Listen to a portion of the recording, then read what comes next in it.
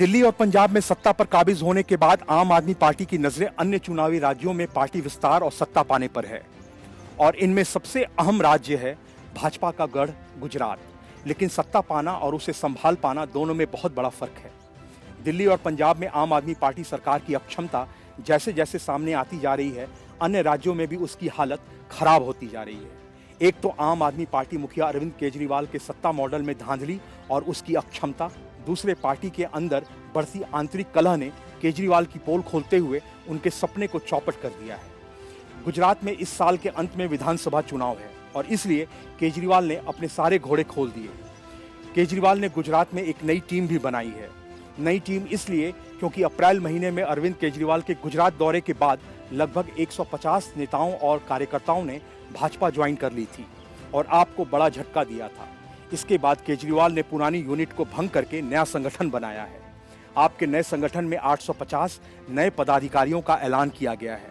लेकिन मजे की बात यह है कि नए संगठन में भी फूट पड़ चुकी है और चुनाव से पहले ही पार्टी में असंतोष भी पैदा हो रहा है। बताया जा रहा है कि चुनाव से ठीक पहले हुए इस बदलाव ने पार्टी में असंतोष की लहर भी पैदा कर दी है। जिन्हें पद मिला वे तो खुश हैं, लेकिन जिनकी छुट्टी हुई वे खुद को ठगा हुआ महसूस कर रहे हैं। कुछ तो खुलकर अपनी नाराजगी जाहिर करने लगे हैं। ऐसे में राजनीतिक जानकार इसे पार्टी की नई चुनौती के रूप में देख रहे हैं। यह भी कहा जा रहा है कि यदि अरविंद केजरीवाल ने जल्द ही असंतोष को दूर नहीं किया तो अपने ही खिलाड़ी गेम प्लान बुरी तरह से बिगाड़ सकते हैं।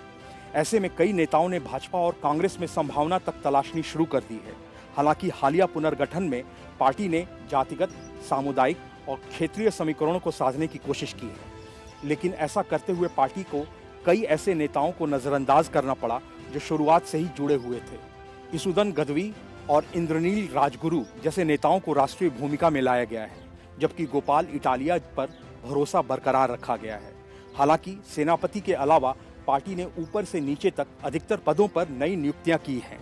वहीं नई टीम का ऐलान करने के लिए गुजरात पहुंचे अरविंद केजरीवाल के भरोसेमंद डॉक्टर संदीप पाठक ने कहा कि पार्टी ने 2 महीने में 30,000 सक्रिय सदस्य बनाए हैं और आने वाले चुनाव में चीजों को व्यवस्थित करने के लिए बदलाव किया गया है।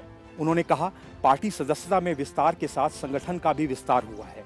विधानसभा चुनाव को ध्यान में रखकर अधिकतर नेताओं को समायोजित करने का प्रयास किया गया है, लेकिन इस सब के बाद भी संगठन में हुए फेरबदल से पार्टी के पुराने नेता बेहद नाराज हैं। इनमें शामिल पूर्व उपाध्यक्ष भीमाभाई चौधरी ने कहा, मैं आपका सदस्य हूं, लेकिन मैंने अपनी निराशा से हाईकमान को अवगत करा दिया है। फेरबदल करने से पहले मुझसे विचार तक नहीं लिया गया। हम पार्टी की स्थापना के समय से सदस्य हैं।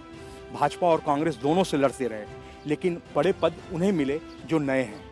एक अन्य संस्थापक सदस्य और गुजरात में महिला मोर्चा की अध्यक्ष रहीं रितु बंसल ने भी खुलकर असंतोष जाहिर किया है।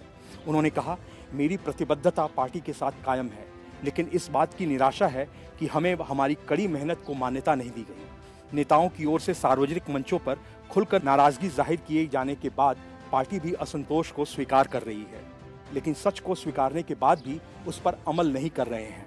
पार्टी के प्रवक्ता योगेश जदवानी ने कहा कि यह सही है कि कुछ नेता बदलाव से खुश नहीं हैं, लेकिन उन्हें समझना चाहिए कि पार्टी ने सिर्फ जिम्मेदारियों में बदलाव किया है।